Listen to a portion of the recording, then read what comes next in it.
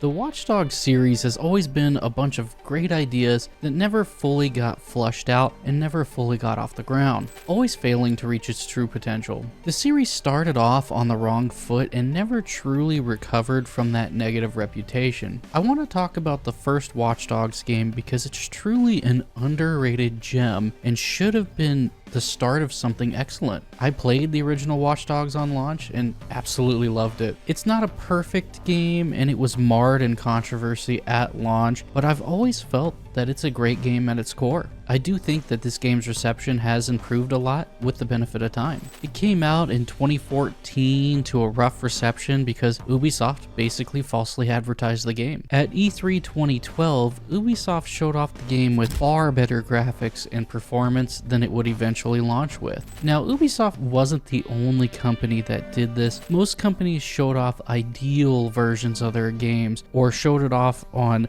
comparable PC builds instead of actually showing the game off on the hardware it would be running on at launch. It wasn't always possible to have that hardware, so they had to kind of make do. It was a pretty standard practice at the time. This was really just kind of the straw that broke the camel's back, and maybe one of the more egregious examples. This was back when Ubisoft's games had unreal hype, and Ubisoft generally had a positive reputation. My, how times change. The hype that E3 2012 generated is ultimately what hurt the game so much at launch. People were already skeptical and looking at the game with a hypersensitive lens, and when the visuals and performance did not meet the expectations that they were expecting and that was set by the reveal, every other issue with the game was just hyper magnified. It's funny because, as we'll discuss, the game still looks really good and still holds up really well. Despite all the scrutiny it received at launch, it was still the fastest selling new IP ever, selling 4 million copies in its first week.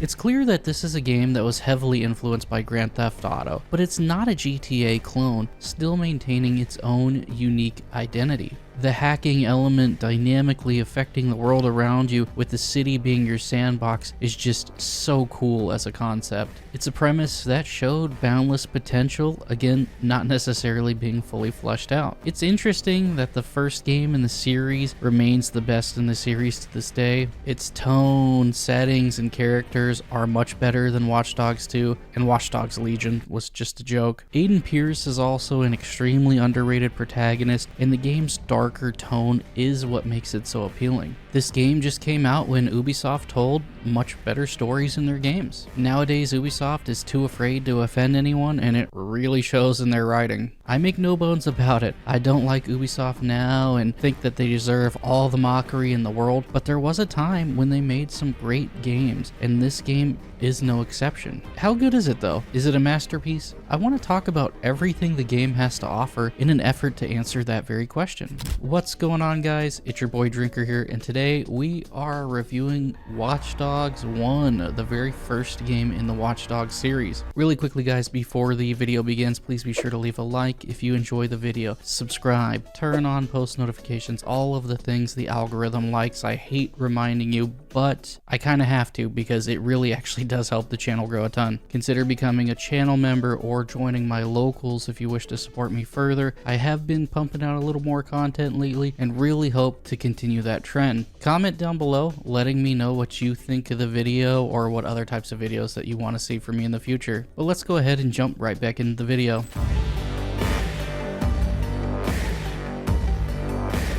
This is a game that's aged extremely well, and every time I go back to it, I'm amazed that it looks as good as it does. The city of Chicago is a perfect setting to explore Aiden's story and genuinely feels alive. If you can ignore Aiden's trenchcoat flapping, you can just enjoy how great things still look. This game is over 10 years old now and still looks amazing with no mods installed, and it is very mod friendly. The lighting at times still looks extremely good, and I did this playthrough with no mods at all, so none of those E3 2012 lighting effects are here, and even then it still looks really good. The city of Chicago is a kind of gloomy concrete jungle, and that vibe is portrayed almost flawlessly here. Aiden's darker, more subtle energy just blends so well with the setting. Like I said said before, the city just feels alive. Walking or driving around, the other NPCs and their activities do a really good job of sucking you in and making you feel immersed and like this is a realistic setting. It really helps that Watch Dogs gives every NPC a name, a face, and a backstory that you can view if you choose to. Many of these backstories are uninteresting, and there's quite a few that are interesting. That variety, again,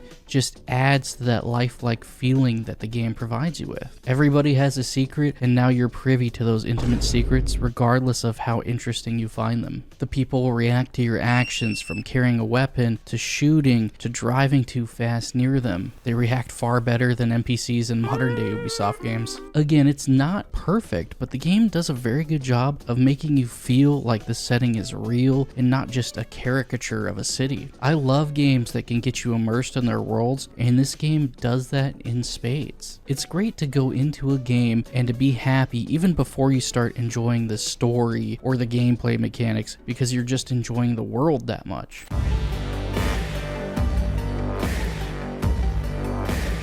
The idea of being able to scan everyone you see and get unique information about them at the time was just huge. Besides the story, the hacking element is the definite key selling point of the game. The hacking is pretty bare bones. Hold X to hack. But it is extremely satisfying and sufficient enough from a gameplay standard. The game kind of does it for you. You mainly just control the timing. It's super fun to set off explosives, or to distract an enemy so you can get in a better position, or to use cameras to help survey your surroundings, and the tools you have at your disposal really help you bend the environment to your will. You can be really creative and varied with your equipment choices and usage. You have options for all-out stealth or balls-to-the-wall violence.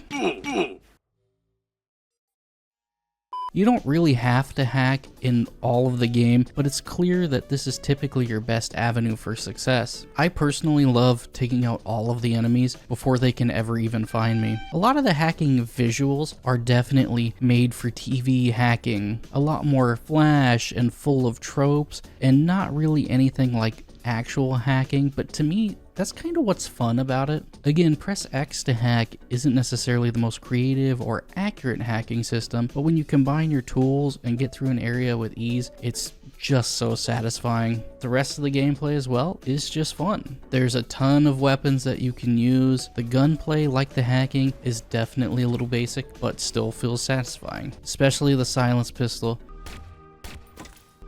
Oh, that sound.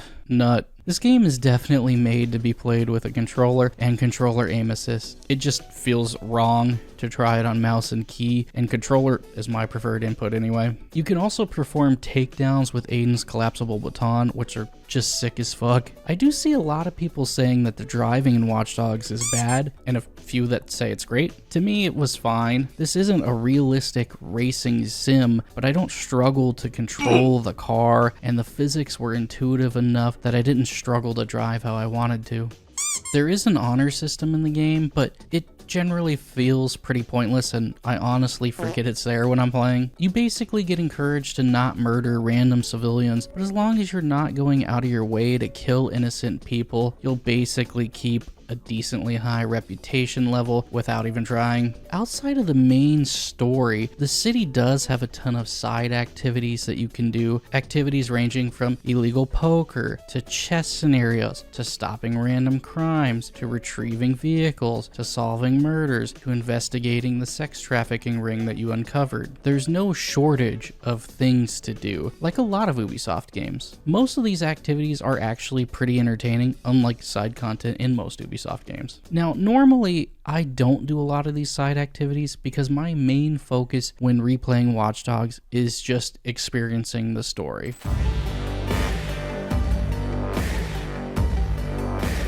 Now, I do want to mention this before jumping into the story. There's definitely some stupid tropes about hacking involved in this game, like Clara having Bad Boy 17 as a username.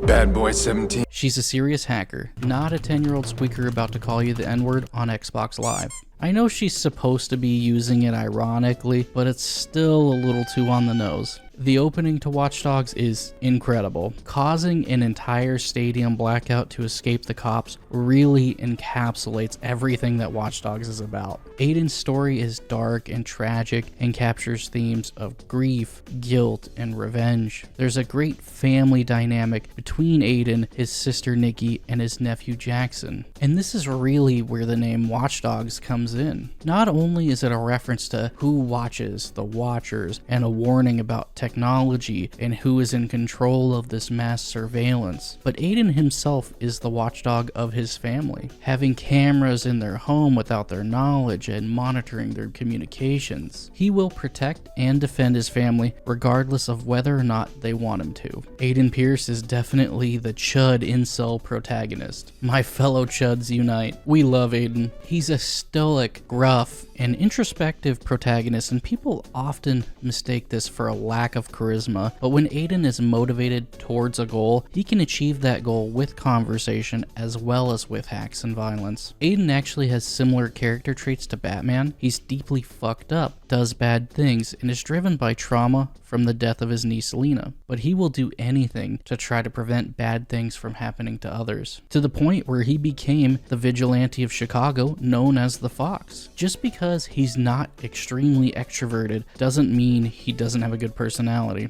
Aiden didn't get a lot of love at the time the game came out. A common criticism at the time was that Aiden was boring and overly edgy. I already explained how Aiden isn't boring, but to be fair, there were a lot of edgy characters being released at that time, including from Ubisoft themselves. Unfortunately, Aiden got lumped into this category and people were just burnt out on it. Outside of Aiden, the game has a lot of great side characters too. You have Jordy, he's a gun for hire with a sense of humor and is morally dubious with few scruples and is loyal to whoever pays him the most. You have Clara and T-Bone, who are both integral parts of Aiden's crew. They do a good job of helping you feel like you're not doing everything by yourself. T-Bone being pretty great comic relief at times. The villains of the game are great as well. You have Damien, Aiden's former friend and partner, who is also dealing with the fallout of the Merlot job. You have Iraq, who is former military and the leader of the Viceroy's gang. And you have Lucky Quinn, the overall antagonist of the game and the leader of the Chicago South Club. He's the one who ordered the hit on Aiden and Damien that caused Lena's death. Sometimes you wish these other characters were given more screen time because they are good characters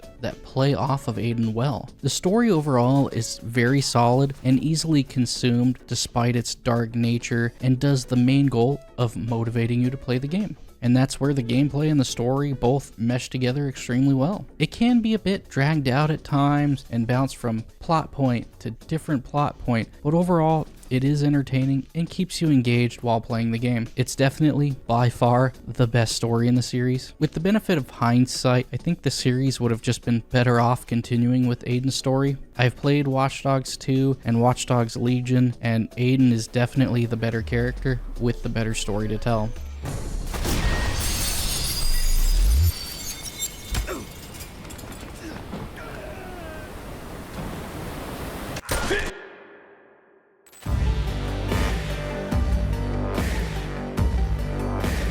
Now, I don't want to give the impression that the game is perfect and flawless, because that's just not the case. The game is riddled with largely minor issues, and it's only fair that we discuss them as well. For some reason, it tries to default to weird resolution, even after I've told it 100 times to be on 1080p. Every time I open the game, it goes back to that same resolution. When I play the game, it still looks fine on that resolution because I have the game set to full screen, but the recordings don't look great. Aiden's trench coat is still bugged to this day and will constantly flap around like he's in a 100-mile-an-hour wind tunnel. I know Chicago's the windy city, but that trench coat flap is unreal. There is a mod that you can download to fix this, but again, I played with zero mods for the real, raw, and uncut experience. One of the missions, Not a Job for a Tyrone, is still bugged, and for some reason, randomly shooting fixes it. Bedbug will just keep dying for no reason unless you just start randomly firing off shots before accessing the camera to his home. It's so funny and retarded that just shooting randomly fixes it. The game still also has overall random stability issues where it just randomly drastically drops in performance to the point where the game feels practically unplayable for a bit. It will be so choppy for like an hour and then boom, back to normal. None of these issues are the end of the world or game breaking unless you don't know that shooting fixes that mission, but these issues are super fucking annoying and need to be mentioned when discussing the game. Now, I didn't talk about the online element to the game at all because, well, I don't really care about it. There's nothing inherently wrong with the Dark Souls-esque invasion system. It's just not why I would ever play the game. It's more of a way to grief other players or to get griefed by other players, and again, it's just not my cup of tea.